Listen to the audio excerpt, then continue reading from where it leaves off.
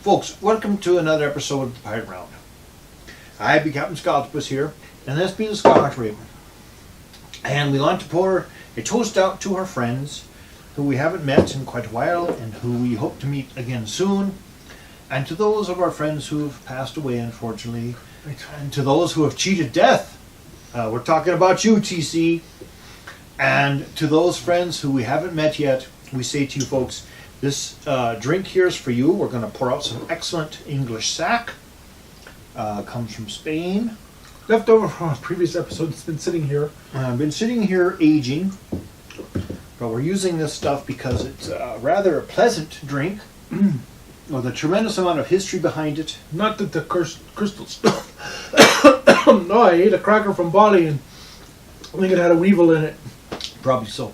So, folks, we say to you, welcome to this episode of the Pirate Round. Thank you so much for tuning in. Like, share, and subscribe. And we're so grateful that you're here and that you're spending your time with us. Spread the word. Spread the word, folks. Here you go. Yarhar. Yarhar. Welcome. A little bit of sack. So good. Now, when we talk about pirates and wealth, one thing that the pirates probably drink a lot of was sherry or Madeira. Well, and of course, rum. If they got it from the ship, it would be part of their plunder. Right, which would have been great value. True.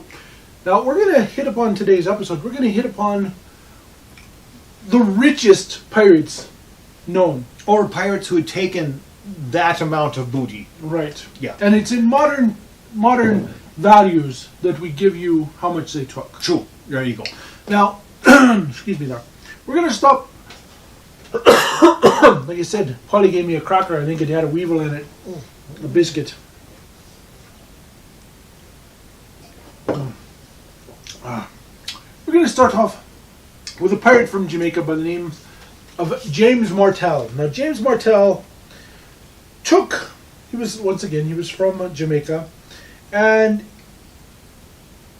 he started his pirating career during the War of Spanish Succession. And like many privateers, he turned to piracy. Yeah. After the war, right? You know, he had no choice. Privateering was all he knew, but all of a sudden political shifts had taken place. And what else is he going to do? Well, he's going to become a pirate. He was a privateer before and it was fine. Why is it not fine now? Well, we're going to do it anyway. Now, they say that he was actually a Martian. A Martian. With yes. two heads. With two heads. Couldn't imagine that. He was a pirate Martian. Strictly. No, that he actually sailed with Kennedy. Edward Kennedy. And Edward Kennedy. And Kennedy was put in place of him as captain.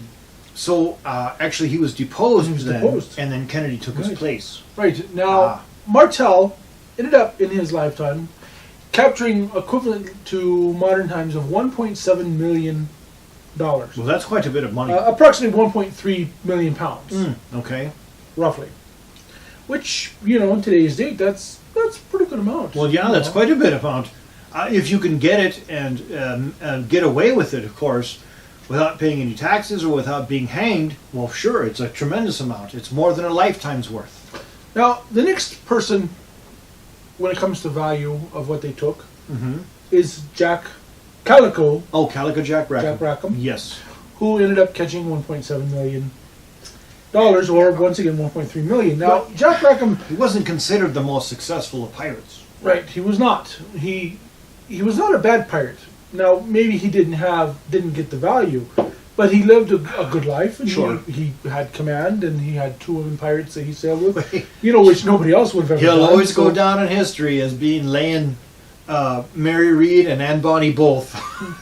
Yes. And there's not too many pirates who can say that. Right, they had two women on board their ship that he could probably have his fancy with. So, and even that, even though he did get hanged, he did get away with 1.7 million pounds. Yeah. That's a lot. That's a lot. Next, we turn to Edward Lowe. Oh, Edward Lowe was a real mean... He was a Scotsman who had a gripe against almost everyone. Right. Quite cruel and nasty, who sailed in the New World. They said he was quite dirt poor. Yeah. And he ended up amassing a treasure that was worth about $2.6 million or 1.6 million pounds in today's terms. Now, I don't know if Ed Lowe, was he hanged? I believe he was. Yeah, I believe that there was a story of him capturing a Spanish ship, and when he found out that the captain had thrown overboard a bag, he was marooned.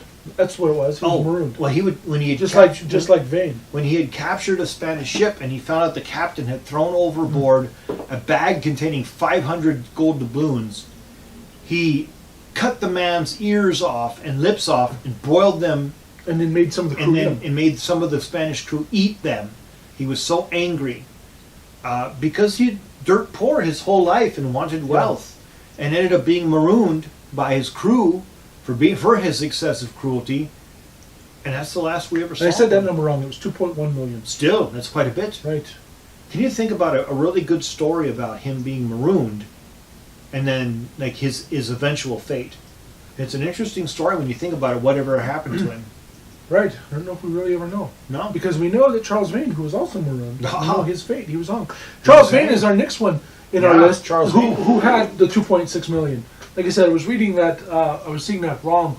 2.6 million. I was seeing that wrong. Now Charles Vane, we know, had sailed underneath Henry Jennings, and he became a captain of his own right. And he had Calico Jack sailing with him, and then of course Calico Jack deposed him. Deposed him once. Yeah. And took the ship. And then Charles Vane, of course, became later a captain again and sailed around.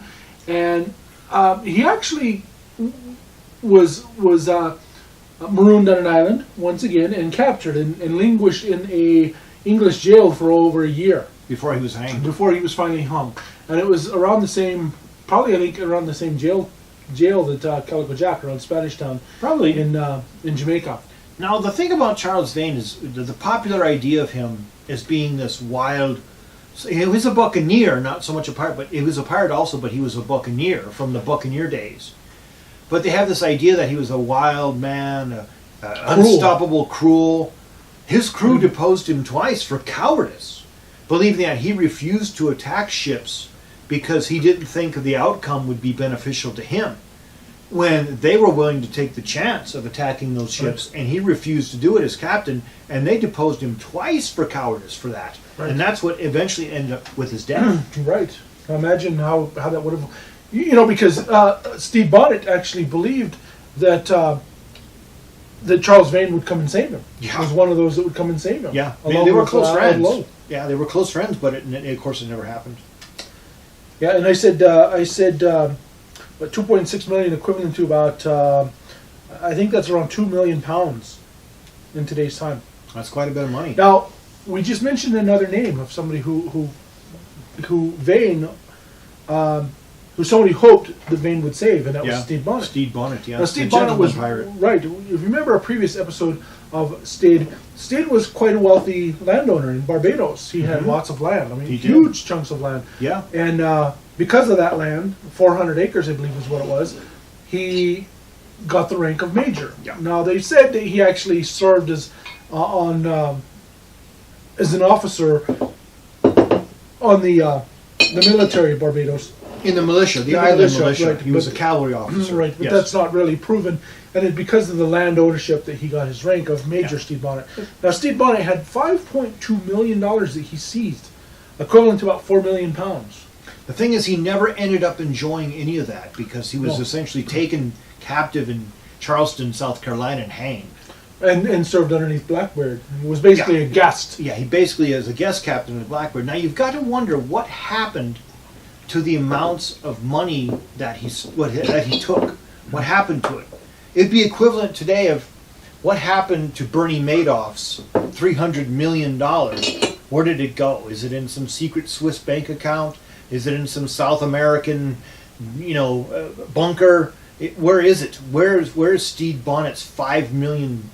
The thing is no one knows what happened to it. I would suspect somebody like the governor Eden or somehow made its way back into the economy and made the economy flourish one way or another. Right. Yeah, some governor got hold of it and used it to buy land. And certain pirate hunter that we... Yeah, or something of that sort. So, there you go.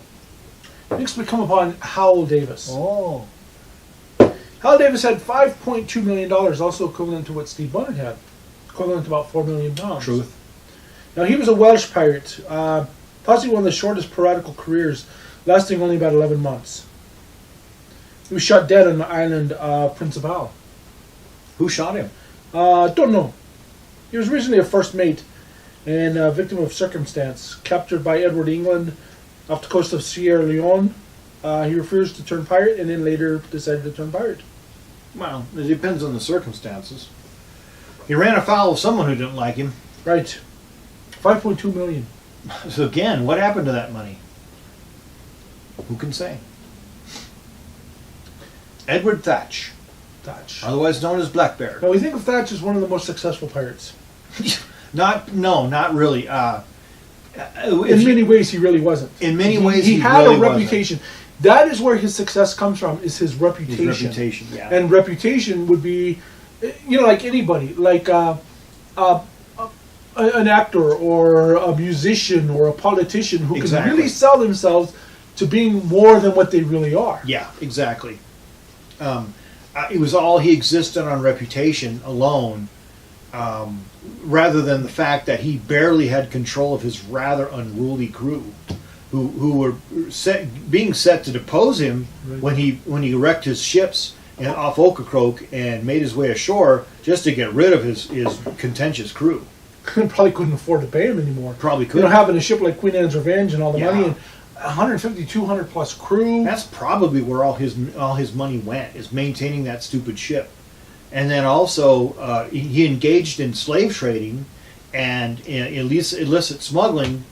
And he must have gathered quite a bit of money to his lifetime. But when he was killed, he was basically just a sailor aboard a ship. It's equivalent to about $14 million. Or 10.8 million pounds. Something happened to it. He had equivalent. Now, take in mind, a lot of this is counting the ships and everything else that they had. The amount of physical wealth, the ship itself, the armaments, everything. When you look at somebody who's wealthy in modern times, you don't look at how much actual wealth they have, but their stocks, their bonds, their houses, their cars, their planes, and everything else. Their whole net worth. Their business potential. Right, and that is what we're basing a lot of this off of. Yeah. Now, the next person we come upon is a pirate by the name of Jean Fleuret. $36.2 million, or 27.8 million pounds. I have to say I'm not familiar with him. He was one of the first known pirates of the Caribbean. He was a French privateer, successfully raided 2 of 3 Spanish treasure ships, filled with Aztec gold. In 1522. Back when the ships were really full of gold and silver. Yeah, during his career, Fleury looted over 30 Spanish and Portuguese ships, and his hauls were astounding. From gold, exotic animals, and beautiful common ornaments and pearls, Aztec art, and other world treasures rolling into it. To place this kind of thing, tragedy, though. To place this thing in context, folks. The silver came out of South America not in coins so much as it came in bars, giant bars the size of fire plugs, that big, and sometimes they would have as many as 18 tons. That'd be 32,000 pounds of silver aboard ships, and when someone would seize them and seize that much silver, it's actually incomprehensible when you think that people would go around and fight over silver doubloons when, in another sense, they would have 18 tons of silver aboard a Spanish treasure ship that they would get hold of and probably not even really be able to do anything with it because it was so much metal. Yeah. You couldn't melt it. You couldn't do anything with it. You couldn't coin it because you didn't have a official stamp. It was one of those things where, what do we do with this? Well, we got to somehow exchange it to somebody. Exchange it for common goods that we could then turn to take someplace else to sell. Right. And what happened to him? So he was hung in Toledo. Spain. Right. So he must have been captured by the Spanish. Right.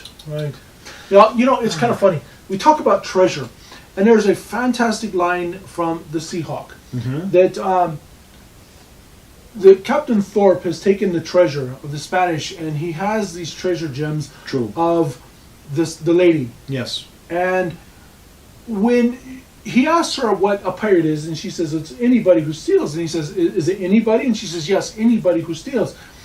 And he basically throws it back at her and says, including Aztec treasure? Because she's a pirate too. She would be considered a pirate too, because the Spanish were stealing from the Aztecs and the Incans and the... Yeah, if you don't believe me, folks, look up the name Atahualpa. Atahualpa was king of the Incans. And, folks, in order to appease the Spanish, he filled an entire room full of gold. An entire room full of gold that the Spanish took. Now, if that isn't thievery, I don't know what it is.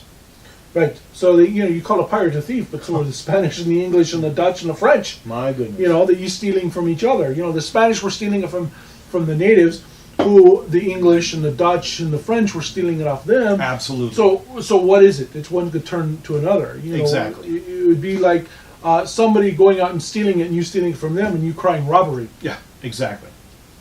So next we turn to Black Barty. Oh, Black Barty. Black Barty. Bear'tholomew Ro'bearts. Right. 37 million.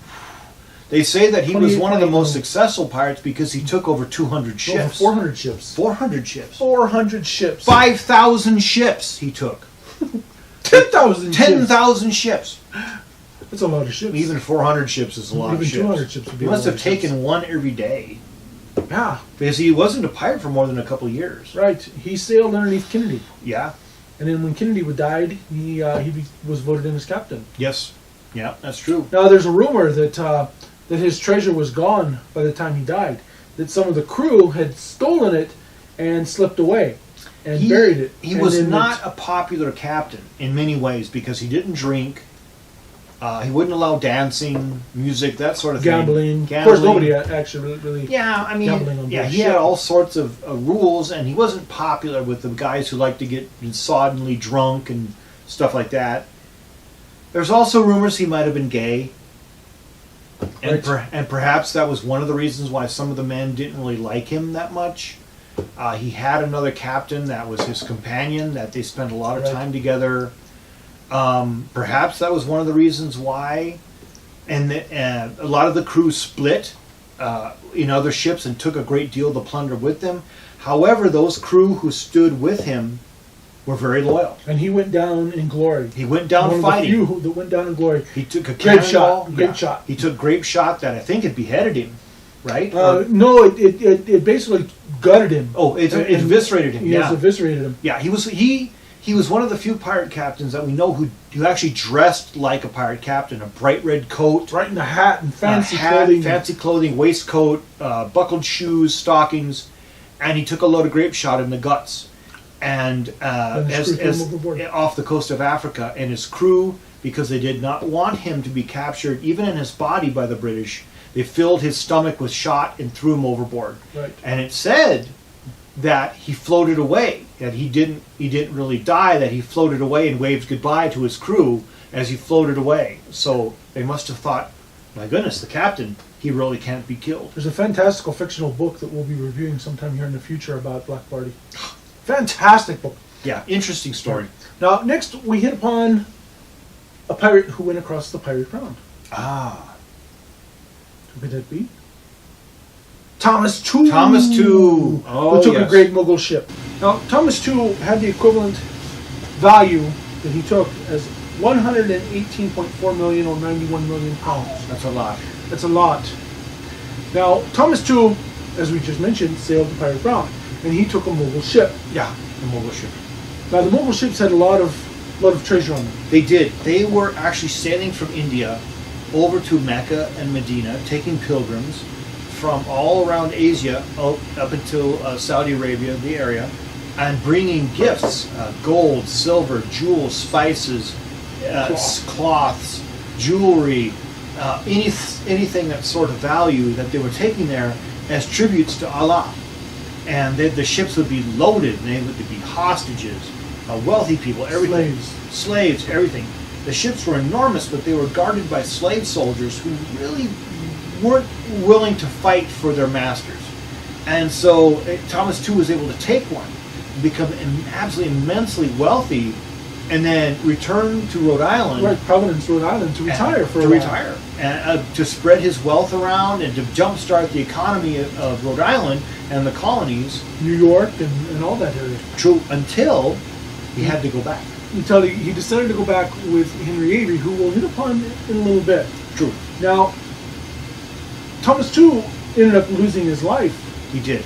He was, I believe, took a cannonball shot to the head and Yes. and was killed. Yes, he and was the killed. value of that ship, which we will hit upon later. Yes. So he didn't get to enjoy all of his money. No, he was killed trying to take another mobile ship. Right, and of course the governors got quite a bit of that money too. Oh yes, of course. The corrupt governors. They always do. Which we'll do an episode sometime in the future of corrupt governors. We just Yes. got to do a little bit more research. So next we hit upon Sir Francis Drake. El Draca, as the Spanish called him. $132 million, or 101 million pounds. A sort of man that essentially was responsible for England's prosperity during that whole time. And one of Elizabeth's favorites. And one of Elizabeth's favorites. And possibly the father of her 7 children.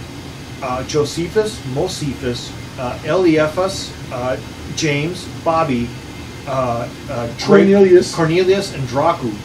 And now, there is an actual, just kidding, there is an actual buried treasure associated with Sir Francis Drake, and that's the really great mystery.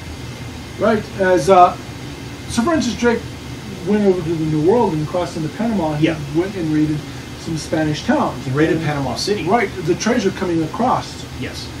And he ended up attacking this treasure caravan of mules and taking the treasure and then burying half of it. Now, Josh Gates of Expedition Unknown has a fantastic episode about this. That's true. And they actually found artifacts, mule bells, mule shoes, and part of a sword. The sword, from that time the period. cutlass guard. Yeah. And then there's the implication that Francis Drake took so much money that he couldn't escape from the Spanish fast enough.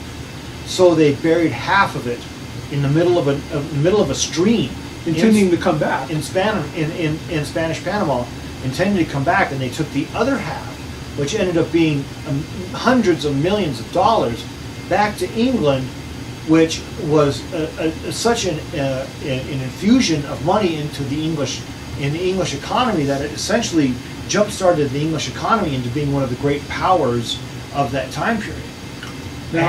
Now, Francis Drake, of course, being a very brave sailor and soldier, he's responsible for burning the Spanish Armada fleet in Cadiz and stealing over 328,000 gallons of sherry wine off the docks, or sack as they call it, off the docks of England, off the docks of the Spanish harbor in Cadiz, and taking it back to England, and essentially addicting England to sweet Spanish wine at the time. Sherry. He eventually was killed in the New World when he died of dysentery, and his men nailed him into a lead coffin and buried him so that or threw him overboard so that the Spanish couldn't get hold of his body. And possibly more treasure. And possibly more treasure. There's another expedition unknown that they're looking for his body. Looking for his body and the treasure value of that. He was considered such a villain that the Spanish people would scare their children into behaving by saying that if they didn't behave, El Draca would get them. Now the next one we hit upon, we know the value. We know the factual value of this because it's actually been found. And that is by Sam Bellarmine. Black Sam, they called him, because of his inclusion of black slaves into his slave crew, into the crew of his ship. Who had a great quote. He called the English the sniveling puppies. Yes, he said, "Damn you for a puppy, for you condemn me, but for there is only this difference between us. For I rob people under the cover of my own courage, whereas you rob people under the cover of the law." And of course, Black Sam, considered to be one of the prototypical pirates of the Golden Age, the Robin Hood pirate who stole from the rich, gave to the poor. He wrecked his ship off the coast of New England, and it was found later by Barry Clifford and the wreck of the Ouida. And Scarlet Raven and I were lucky enough to see many of the artifacts from the wreck of the Ouida, and it was absolutely fantastic. Seeing that bell. The bell of the Ouida ship, the giant globs of gold where all the coins had pulled together, and concretion themselves in the cannons, gold, the cannons, the bone of Johnny King. Yes, the little leg bone, the femur. The leg bone of little Johnny King, who forsook his life as a young man and became a pirate, and Black Sam's pistols. Yes. His pistols covered in silk ribbon that they found, beautiful Danish pistols that they found. I didn't realize this until I saw the exhibition, and the name of the ship was the Ouida, and I read about it. The Ouida was the name of the ship, but it came from the name of the port in Africa where the slaves came from, called Ouida. And that's a French term. I didn't realize that my grandmother's name is actually Ouida, and it's a French name for ladies. And her name was Ouida, and my French ancestry was revealed in that, where I realized that that term has come back from as far as 400 or 500 years ago, transferred all this time until when she was named Ouida, and that name is still there, denoting my French ancestry, and it was really quite an amazing moment. Now, the value of Black Sam's treasure is equivalent to about $137.8 million, or 106 million pounds. Can you imagine the amount there? The guy was immensely wealthy, but he lost it all when his ship ran aground and broke up. He had a flotilla of ships. He did. It's interesting when you think about, because they never found his body. No. They found quite a few, hundreds of bodies after the wreck, but they never found his body. No grave but the sea. And, well, known only to Neptune. Right. No grave but the sea. It was taken back. Yep. So the next three, there's no actual value given, but truth be told, they probably had some of the most highest. Now, there's another one which I didn't hit upon, William Kidd. William Kidd, yes. Kidd, we don't know his value. Yeah. Now, we know that William Kidd went on over, he sailed the pirate round, that he attacked a Mogul ship. Yes. That was supposedly French, and he supposedly had... it had a French captain, but it was a Mogul ship. That was the Queen Merchant. Right. And he took the Queen Merchant, and the value on that actually almost started a war. Yeah, it was loaded with hundreds of millions of dollars of gold, and it essentially bankrupted the government in India so much that they were willing to almost kick the English Indian Company out of India and almost start a war, because they were so incensed that so much wealth had been taken from this Mogul ship that it's on its way, of course, to the pilgrimage to Mecca and Medina. And William Kidd took it, and exactly what happened to all that wealth is sort of in contention even today. Right. With some belief that it was buried on Gardner Island off New York. True. Some think that it was, all of it was exchanged in some bribes. Some of it buried in the Caribbean. Some buried in the Caribbean. Some exchanged in bribes for governors and corrupt governors. But there's even some belief on Oak Island. True. But either way, William Kidd ended up hanging. Now, Henry Avery, who Thomas Tew sailed with. Truth. When he went back to attack the merchant, or the Mogul ships. The Mogul ships, yes. Now, Henry Avery got to retire. Yeah. That we know of. Yeah. I mean, as far as we know. He's considered the pirate who got away with it. Right. And Charles Johnson, actually, in his book of pirates, had to say that Avery was ended up in the Midlands of England and cheated of all his wealth, and he was a drunkard, which is absolutely bullshit.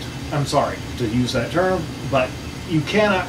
That would never have happened to a man who sailed all the way around the world and machined a capture of a Spanish ship, not a Spanish ship, but a Mogul ship, kept the crew together, sailed all the way back, exchanged his ship for gold, sailed for Ireland in England, northern England, and absolutely disappeared. And possibly even came back to the New World. And possibly turned around and came back to the New World and disappeared. He's known as the pirate who got away with it. Yeah. Or the successful pirate. Now, we know that there were 600,000 coins on the Mogul ship. That doesn't count spice or silks or anything else. Yeah. 600,000 coins. 600,000 coins that, if you consider today, probably be worth in the hundreds of millions, tens of millions, hundreds of millions. Hundreds of millions of dollars that he got away with. Now, what exactly happened to those treasures, we're not sure. But you could probably imagine that he lived a very successful, wealthy life to the end of his days. And brilliantly intelligent, coming from that part of the world and taking every ounce of what he had and selling it and turning it into non-traceable. Yes. You know, whether it be gems or other coins or other valuables, and then turning around and selling that. You know, just absolutely brilliant. I mean, he was actually the sort of the prototypical kind of swashbuckling rogue. He was an English captain or an English naval officer who staged a mutiny, stole a ship, and did all these things. Hooked up with another successful pirate captain. There's actually more than that. There was more than Thomas too. There were other parts. I think there were 6 ships that were with him, but only 3 that were in on the attack, and only really 2 of them that went into the boarding, and really only 1 of them that was really a part of it, and that was his ship. Yeah, and that made it, you know, despite the horrible things that they did aboard the mortal ship, which of course were very lamentable, but made their way back to the New World with this amount of wealth and absolutely disappeared, and we don't know where it went. Nope. Absolutely brilliant. You could almost make a movie called Ocean's 1. Yes. Instead of Ocean's 11. That would be it right there. Ocean's 1. Yes. A guy who planned this attack and got all this treasure and got away with it. That would be a fantastic one called Ocean's 11. Ocean's 1. Yeah. The next pirate we're going to hit upon is Oliver Levasseur, a French pirate. La Bourse. The Buzzard. The Buzzard. Not a very good name. No, but you know, he's a very successful pirate. Now, we know that Oliver Levasseur was captured in Hong. But we also know that the treasure that he had, there was one part of his treasure that was, what is it, 6 or 7 foot tall cross of solid gold encrusted with diamonds and rubies. We know this because it was called the Goa Cross because it came from India. And it was on its way back to the King of Portugal as to be used in the Grand Cathedral in Portugal, and it never made it. Oliver Levasseur captured it, along with hundreds of thousands of coins, jewels, treasure, everything, and it all vanished. Now, if you figure in modern terms, 1 ounce of gold is worth about $1,700. 1 ounce. Yeah. And it takes 16 ounces to make a pound. And you take a cross of solid gold that is 6 to 7 feet tall. That's not counting the width. You're probably talking another 4 feet of width. Yeah. All in gold and rubies. The value of that cross alone would be worth billions. Billions. I mean, the fact that it was created and made and sent and then disappeared must have been an amazing economic blow to just about everyone who was involved with it. Now, Oliver Levasseur left a cryptogram. He did. Of a treasure. And another fantastic episode of Josh Gates' Expedition when they were looking for it. That they may be on the verge of finding it. Yeah. He truly is the pirate that epitomized buried treasure. Right. The last part we're going to hit upon, and we don't know his true value, was Jean-David Niel, or also called Francis l'Olonnaise, or sometimes called El Mayonnaise. El Mayonnaise, yes. We know that when he was attacking the coasts of the New World, that at one point he had over 260,000 doubloons. Now you figure the value of 1 doubloon now. They average, as low as $400 to in the thousands of dollars. Yeah, depending on their condition. I mean, 260,000 doubloons. You're talking in the hundreds of millions of dollars. Now, of course, l'Olonnaise ended up vanishing. Yes. No one really knows. They think that possibly he was ate by cannibals. Well, that, or they think that there were actually several people named Jean-David Niel, and they had taken the names up over and over again to continue. Roberts. Yeah, well, to continue the legend, so that people would still, fear being attacked by Jean-David Niel or Elonnaise. The original Elonnaise, they don't really even know whatever happened to him. He could have been killed by cannibals. He could have just disappeared, or he could have retired. And some people say he made it all the way back to France and became a nobleman who bought himself a castle and a title and several women and became this wealthy landowner. And who can say? It's amazing to think. Yep. The legends. The legends and the lore. And the treasure values. So when we add up all of the value of the known treasure values, that's not counting Henry Avery, Oliver Levasseur, or Francis l'Olonnaise or William Kidd. Yeah. We're talking $493.1 million in treasure that pirates took. I mean, today's value. it's enough of several economies of several countries. And you got to imagine that all that stuff made its way into various economies and really helped out the prosperity of the new world. Right. You know, a lot of the government were taking all the money in. Absolutely. And, you know, on the take, and just it's just mind-boggling to think of the value. And folks, that's truly what, when we talk about pirate treasure, that's what we mean. Right. So, it's about time we end this special episode of the Pirate Round. This extra special episode. We hope you've learned a lot from all these episodes that we've been throwing her way lately. And we hope that you enjoy them, and you take the time to watch the whole episode, and to like, share, and subscribe. And we say to you now, folks, thank you so much for watching this episode of the Pirate Round. I'm Cap'n Skultopus, here is Scarlet Raven. And we want to thank you for being a friend of the show. And I want to say, be strong, be true to yourself. Never let anyone grind you down because you be a pirate, and you don't have to take crap from anyone. And we say to you now, folks, take care of yourself, take care of your crew, take care of one another. Cover yourself when you go out in public. If not for yourself, then for others. Keep a yardarm distance. Keep a yardarm's distance. And we say to you folks, thank you so much for watching this episode. Yarhar and smooth sailing.